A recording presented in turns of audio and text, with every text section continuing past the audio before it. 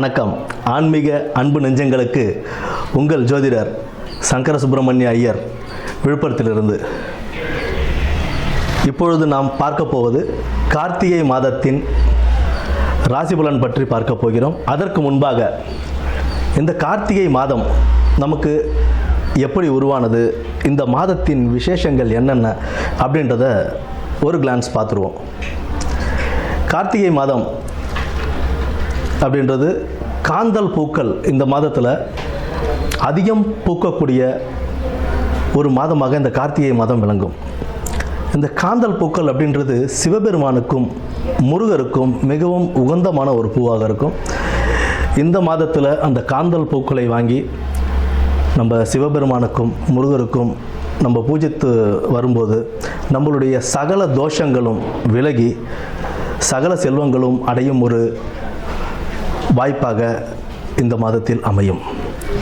இன்னொரு விஷயம் என்னன்னு கேட்டோம் அப்படின்னா, இந்த கார்த்திகை மாதத்தில் கார்மேகங்கள் அதிகம் சூழ்ந்து கொஞ்சம் இருள் நிறைந்த மாதமாகவே இருக்கக்கூடிய ஒரு மாதம் ஆனதுனால வீட்டில் எப்போவுமே விளக்குகள் எரிஞ்சிக்கிட்டே இருக்கும் இந்த கார்த்திகை மாதத்தில். அதனாலவே இந்த தீபத் திருநாளும் இந்த மாதத்திலே நமக்கு வருது. இந்த தீபத் திருநாள் அப்படின்னு சொல்லும்போது சிவன் அக்னி ஸ்வரூபமாக மாறி பிரம்மாவுக்கும் விஷ்ணுவிற்கும் அடிமுடி காண்பதற்கு ஒரு வாய்ப்பளித்த ஒரு மாதமாக இந்த மாதம் திகழுது. அந்த அக்னி ஸ்வரூபமாக அவர் மாறின ஒரு காரணத்தினால தான் இந்த கார்த்திகை தீபம் அப்படின்றது நம்ம இன்னும் நடைமுறையில் நம்ம இந்த நாட்களிலும் கொண்டாடி கொண்டிருக்கிறோம்.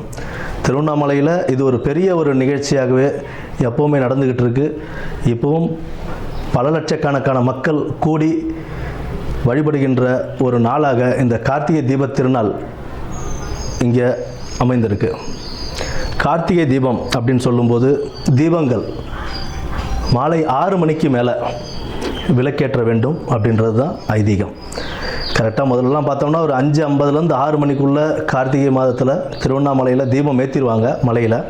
அந்த நேரத்தை வச்சு தான் நம்ம பொதுவாக வீட்டில் விளக்குகள் ஏற்றுவோம்.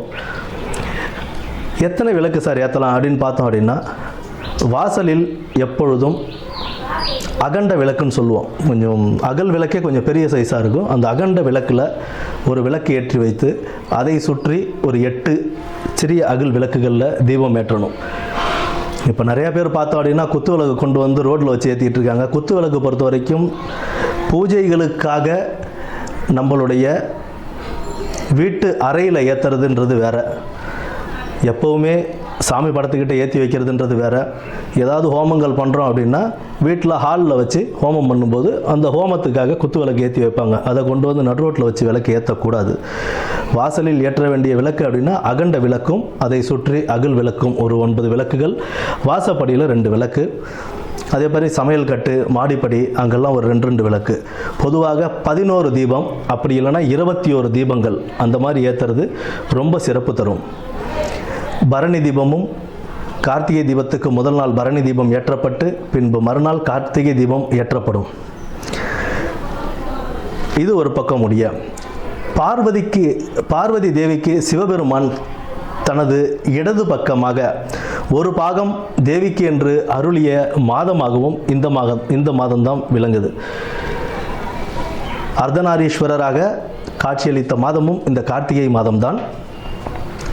அடுத்தது பார்த்தோம்னா, ஜோதி ஸ்வரூபமான சிவனுக்கும் மற்றும் மகாவிஷ்ணு மோகினியாக அவதரித்து இவர்கள் 2 பேருக்கும் உருவான மகனாக சபரிமலை ஐயப்பன் தோற்றுவித்து அவருக்கு மிகவும் பிடித்தமான ஒரு மாதமாகவும் பக்தர்கள் அதிகம் மாலையிட்டு, இந்த கார்த்திகை மாதம் தொடக்கத்தில் நிறையா மாலையிட்டு அவருக்காக வேண்டி அவங்க விரதம் இருந்து ஒரு மண்டலம் விரதம் இருந்து ஐயப்பனை தரிசித்து நெய்யபிஷேகம் செய்து வழிபட்டு வருவதும் இந்த மாதத்தில் தான் தொடங்கும். இந்த கார்த்திகை மாதத்தின் சிறப்பான இந்த கார்த்திகை மாதத்தில் இனி வரும் நாட்களில் நம்ம 12 ராசிக்காரர்களுக்கும் யார் யாருக்கு நல்லா இருக்குது, யார் யார் கவனமாக இருக்கணும் அப்படின்றத பற்றி இனி வரும் வீடியோக்களில் பார்ப்போம். மிதுன ராசி நேயர்களுக்கு இந்த கார்த்திகை மாதம் உங்களுக்கு ஒரு சிறப்பான மாதமாகவே அமையக்கூடிய மாதம் இந்த கார்த்திகை மாதம். கணிசமான பணவரவு இருந்துக்கிட்டே இருக்குங்க இந்த மாதம். கணிசமான பணவரவு இருந்துக்கிட்டே இருக்கும். எதிர்பார்த்தபடி எல்லா விஷயங்களையும் நல்லபடியாகவே செஞ்சு முடிப்பீங்க. எந்த ஒரு காரிய தடைகள் வந்தாலும் அந்த தடைகளை ஒரு தூசாக தட்டி நீங்கள் அதிலிருந்து வெளியே வந்துடுவீங்க. அந்த காரியத்தை நல்லபடியாக முடிச்சுட்டு வெளில வருவீங்க. பணி சுமை கொஞ்சம் கூடுதலாக இருக்குங்க. பணி சுமை கொஞ்சம் அதிகமாக தான் இருக்கும். ஆனாலும் அதை நல்லபடியாக முடித்து மேலிடத்தில் நல்ல பேரும் புகழும் பெற்று விளங்குவீங்க. சமூகத்தில் ஒரு அந்தஸ்து கிடைக்கும், நல்ல ஒரு கௌரவம் கிடைக்கும்.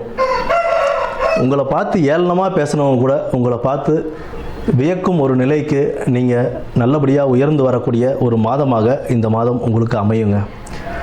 பணி சுமை என்னதான் கூடினாலும் அதற்குண்டான வருமானம் ஒரு அளவுக்கு உங்களுக்கு திருப்தியான மனநிலையை கொடுக்கும். போராட்ட குணம் அதிகமாக இருக்குங்க இந்த தடவை உங்களுக்கு. இந்த மாதத்தில் எதுவாக இருந்தாலும் வாங்கடா போராடி பார்ப்போம், எப்படி இருந்தாலும் வெற்றி எனக்கு தான் அப்படின்ற ஒரு தைரியத்தன்மையும் போராட்ட குணமும் இந்த மாதம் உங்களுக்கு அதிகமாகவே இருக்கும். குடும்பத்தில் சின்ன சின்ன பிரச்சனைகள் வந்தாலும் அதை சமாளித்து சாதுரியமான உங்களுடைய பேச்சால் அதிலிருந்து எல்லாரையும் இணக்கமாக்கி நீங்களும் அவங்க கூட சந்தோஷமாக இருப்பீங்க. அந்த ஒரு காரணத்தினாலேயே குடும்பத்தில் ஒரு நல்ல மகிழ்ச்சியும் அமைதியும் நிலவும். எந்த ஒரு கஷ்டமான சூழ்நிலையும் அதிலிருந்து எப்படி விடுபடணும் அப்படின்ற ஒரு சாதுரிய மனப்பான்மை, எதை எப்படி செஞ்சால் நம்ம எந்த இடத்துலேருந்து வெளில வரலாம் அப்படின்ற தாட் உங்களுக்கு நிறையாவே இருக்கும். அந்த தாட்டில் யூஸ் பண்ணி நீங்கள் எல்லா பிரச்சனையிலிருந்தும் ஈஸியாக கடந்து வந்துடுவீங்க. உங்களுக்கு எதிரிகளாக வந்து நிற்பவர்களை கூட நீங்கள் நண்பர்களாக மாற்றிக்கொள்ளும் ஒரு திறன் படைத்தவர்கள் தான் இந்த மிதுன ராசிக்காரர்கள். பணியிடத்தில் சின்ன சின்ன பிரச்சனைகள் இருந்தாலும் பணி சுமை இருந்தாலும் நல்லபடியாக அதை முடித்து கொடுத்து ஒரு நல்ல பேரும் புகழோடுவும் நீங்கள் இருக்கிறதுன்றது ஒரு பக்கம் இருந்தாலும் புதிய தொழில் தொடங்குவதில் சற்று கவனமாக இருப்பது நல்லது. இருக்கிற தொழிலையே பார்த்துக்கிட்டு இருந்தோம் அப்படின்னா அதில் ஒரு நல்ல பேரும் புகழும் கிடைக்கக்கூடிய வாய்ப்புகள் நல்லபடியாகவே இருக்கும். எதிர்பார்த்தபடி பல மாற்றங்கள், நீங்கள் எதிர்பார்க்காத பல மாற்றங்கள் உங்கள் வாழ்க்கையில் ஏற்பட்டு அதனால் பல நன்மைகள் ஏற்படக்கூடிய ஒரு நல்ல மாதமாக இந்த மாதம் அமையும்.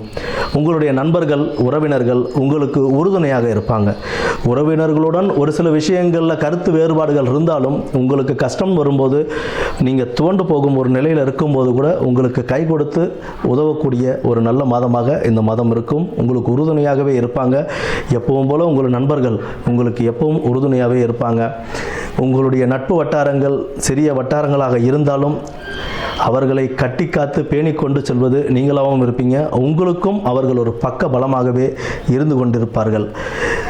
எவ்வளவோ கஷ்டங்கள் இருந்தது சார் அப்படின்னு மன கஷ்டம் பட்டுக்கிட்டு இருக்கிற நீங்கள் அந்த கவலைகள்லாம் ஓரளவுக்கு நீங்கக்கூடிய ஒரு மாதமாக இந்த கார்த்திகை மாதம் உங்களுக்கு இருக்கும். பல விஷயங்கள்லாம் நான் முயற்சி எடுத்து பார்த்தேன், என்னால் இந்த விஷயத்தை மட்டும் செய்யவே முடியல அப்படின்னு நினச்சிக்கிட்டு இருந்த ஒரு சில காரிய தடைகள் இந்த மாதம் அந்த தடைகள்லாம் விலகி அந்த காரியங்களை நல்லபடியாக செய்து முடிப்பீங்க. அதில் வெற்றியும் பெற்று ஒரு நல்ல ஒரு பலனையும் பார்ப்பீங்க. வீண் பேச்சுவாக்கு, வீண் வாக்குவாதம் இது எல்லாத்தையும் விட்டுட்டு அமைதியான போக்கில் டீல் பண்ணுங்கள். உங்கள் கூட எல்லாருமே கூட இருப்பாங்க. உறவினர்களாக இருந்தாலும் சரி, நண்பர்களாக இருந்தாலும் சரி, அனைவரையும் ஒத்துழைச்சு போகக்கூடிய ஒரு மனப்பான்மை உங்களுக்கு இருக்குது. உங்களுடைய கோபம் உங்களை அதிலிருந்து வெளியே கொண்டு வரக்கூடிய ஒரு தன்மையை செய்துவிடும். அதனால் அந்த கோபத்தையும் சற்று ஒதுக்கி வைத்துவிட்டு அமைதியான ஒரு வாழ்க்கையில் நீங்கள் எல்லாரையும் அனுசரித்து இந்த மாதம் சந்தோஷமான ஒரு மாதமாக அமைந்திருக்க உங்களுக்கு வாழ்த்துக்கள். நன்றி.